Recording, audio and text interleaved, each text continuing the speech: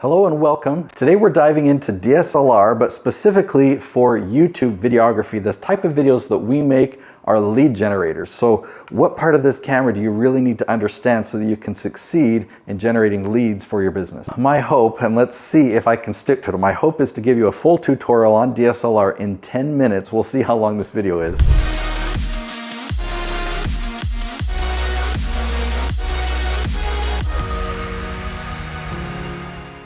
I'm going to start out talking first about the iPhone because you might not need a DSLR, okay? When could you get away with using an iPhone? This is so convenient. If I'm filming B-roll, if I'm filming on the go, because this fits in my pocket, I always have it with me.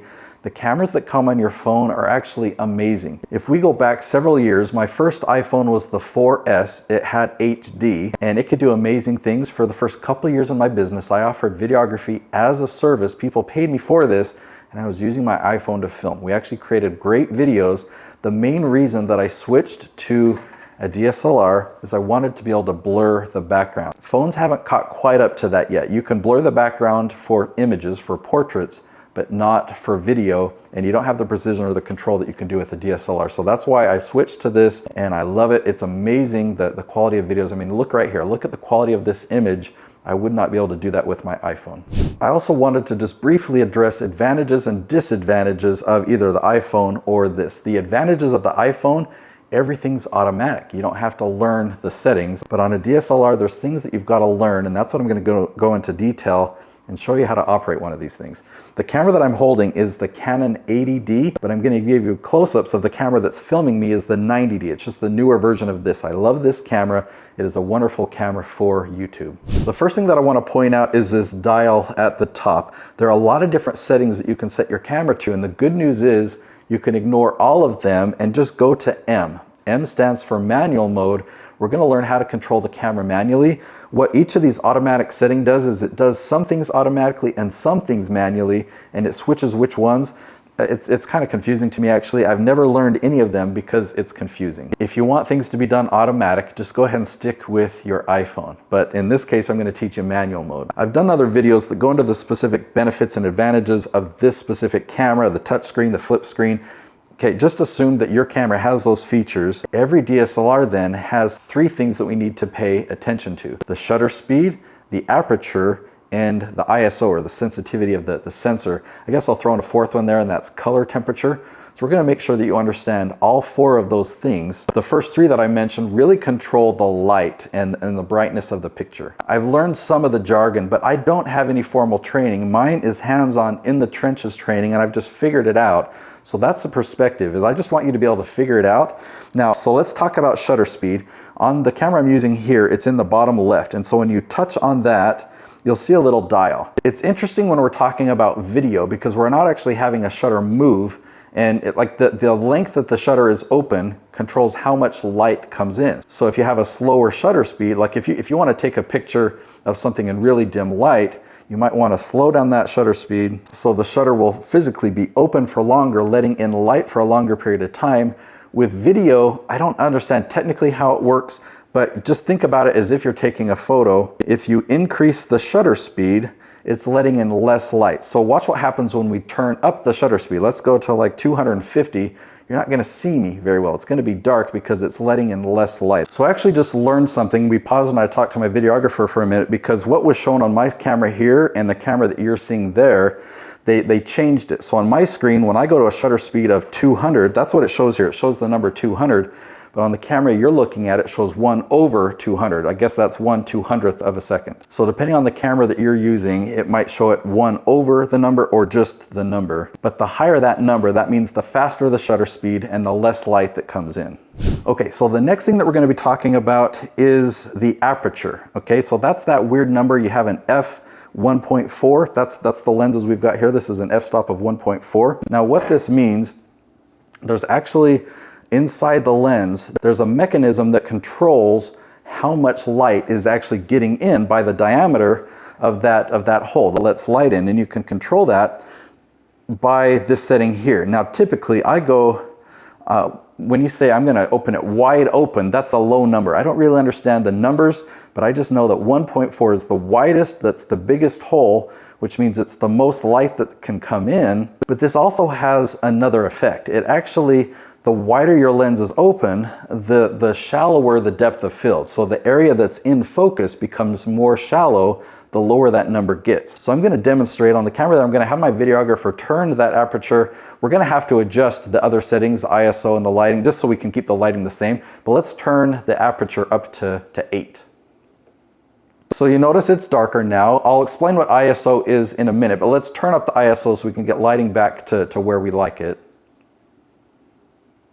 So now you can actually see a lot more of what's behind me and a lot more clarity. I love having the background blurred. That's what we can't do on an iPhone. So that's the difference. If you buy a lens that has an f-stop of 4 or 4.5, which is a more affordable lens. Okay, so I now put the ISO at 4.5 and we've adjusted the lighting through the ISO, which we'll cover in a minute.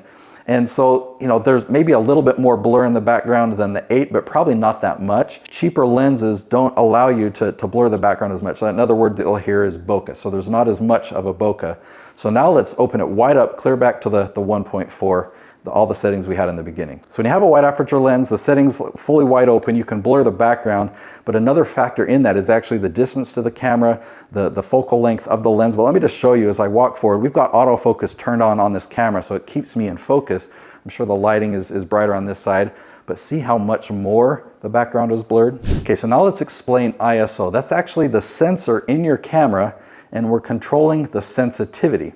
So we can control that shutter speed, we can control that opening, the aperture, and we can control the sensitivity and just say, hey, I want the sensor to be more sensitive and collect more light. Okay, so when we tap that button, the ISO on the touch screen, so this is as low as this camera can go. If we wanted to make things darker, we would just turn up the shutter speed or perhaps close down the aperture. I typically leave the aperture at its widest point at all times, so if I want to darken it, I raise the shutter speed, or if I want to brighten it, I will increase the sensitivity. So go ahead and increase the sensitivity several steps. You'll see that we are much brighter. So now adjust the shutter speed to go back to where the lighting settings that we like. Now, if you take like a professional course on DSLR or photography or videography, they'll probably tell you that you shouldn't go past a certain shutter speed or past a certain ISO because you're going to lose quality. Well, as cameras have gotten more and more advanced, that range has gotten bigger and bigger to where you can raise the ISO quite high and put it on YouTube and no one will notice the difference. So I bet that from the beginning to right now, you're not going to notice a difference in the picture quality. Just know that you have that flexibility of adjusting the light with the different settings. So what's funny is before we moved on to this next point, my filming team says, hey, okay, should we move it back? Because there's this programming in our mind that says we've got to have it at a shutter speed of this and an ISO of 100. But you probably didn't even notice a difference. Okay, just so you're aware of that. Okay, so the next thing we're going to talk about is color temperature, but it's going to be a little bit tricky because once we hit record, so the camera that's recording me right here, I can't adjust the color temperature while it's recording. I have to stop it and change the settings that way. So the lights that we are filming with that light me are daylight, which is typically somewhere around 5,500 Kelvin, maybe 5,400, maybe 56 or 700. But the lights that are coming from the kitchen, they're much warmer. They might be around 2,700 or something like that. So what we're going to do is stop this camera. You won't notice, but we're going to adjust the setting down to something that's warm. We'll say 2,700. Okay, so we're turning this camera off. And you hit Q on a Canon camera here and you look for white balance. And when you hit white balance, I just go to the manual mode of the temperature. So you see that we're at 5,400 degrees Kelvin. Let's turn this all the way down to 2,700. And let's turn this camera back on and see how I look different. Okay, so you see I look a lot different. It's expecting me to be in a much warmer light, but I'm not. I'm in a cooler light, but filming at a warm setting, so that makes my skin look blue. Or if you do it the opposite, if I'm filming in warm lights, but I have the color temperature set to where we had it before, I would look really orange. So I actually like to control this manually. With this camera here, the screen, you know, I look at it and I just adjust it. You want to adjust the color temperature so that the subject looks good. Even if the background turns too warm or too cool, as long as the subject looks good, that's what I go for. Okay, let's change it back. So you probably feel a lot better that we're back at a good color temperature. I know it annoys me when those settings are off. Know that on Canon cameras, there is an automatic white balance setting that will automatically adjust according to the lighting. And so if that was a little bit too complicated for you, know that that is available, even if you're in manual mode. The next thing that I want to talk about is autofocus. It's an important feature because if I have any movement at all, and I've got my aperture open wide up, so I've really got a shallow depth of field, if you don't have autofocus and you move forward, you will be out of focus. So actually what I'm going to have my videographer do is touch something in the background and it will change the focus off of me. Let's see if it can do it, because autofocus is pretty good. But if I move around, it'll probably find my face. Did it? What if I move in front of the thing that you clicked on? Okay, touch my face. Okay, so now it's tracking my face.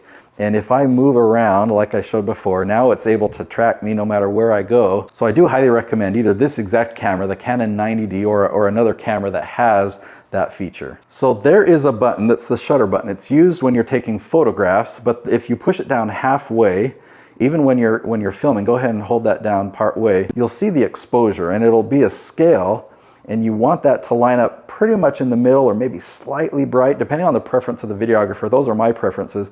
You'll know if you're underexposed or overexposed. That's a setting that you want to be familiar with and practice using that. You just lightly touch it, lightly hold it down, and you'll be able to see that setting. Okay, now there are a lot more advanced settings on these cameras where you can film in RAW mode or have preset colors in there. My recommendation is going to be different than what you're going to hear in the industry. My recommendation is to do as much as you can on camera to save work in editing. Most people are going to tell you, yeah, save all the color grading and corrections for post, because you'll have a lot more control, and that is true, but it's just more work and more things to figure out. These cameras are amazing, and if you can get it to look good on the touch screen, on this screen here, then you know when you send it to editing team, you already know that you're starting in a great place, and it saves time. Now, having a camera that can film in 4K is valuable, it's an important, and guess what? We only use it sometimes on a small percentage of the time, because 1080p is adequate. 1080p is what we upload to YouTube. You have to keep in mind file size. That's the biggest consideration for 4K. It's 4 times the size of 1080p.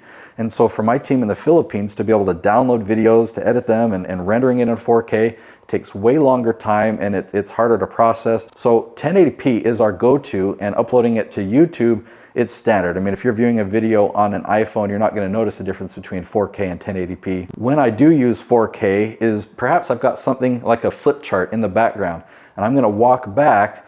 And so maybe the team might want to zoom in quite a lot to show something I'm pointing at, and then zoom back out, and then zoom back in or crop. You might want 4K so that when they zoom in, it's still at 1080p or high definition resolution. My videographer just made a good comment that when I'm talking about zooming in or zooming out, I'm not using a zoom lens, I use prime lenses. So I'm talking about in editing, in the software, you can crop it down so it's like you're zooming in. You get the effect of zooming in. That's what I'm talking about. So you just film it in 4K, and I can walk back and it's showing a real wide shot, and then in editing they can crop it down if we need to zoom in on something and still have it be high resolution. So you will find differences of opinion on this. If you go to a channel like Peter McKinnon, he's going to recommend that you upload in 4K, and YouTube has features to kind of control, depending on your internet speed, how it's displayed. So you might actually upload a video in 1080p, but somebody's got a really slow internet connection and it might adjust down to, what is it, 480 or something like that.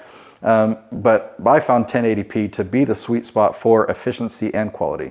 Another feature that I just want to address quickly is filming in slow motion or at a high frame rate. I think this camera can do 120 frames per second. For the purposes of what we're filming in YouTube, you're not going to really need to use that setting. It's great if you're vlogging and you want to add some cinematic feel to it.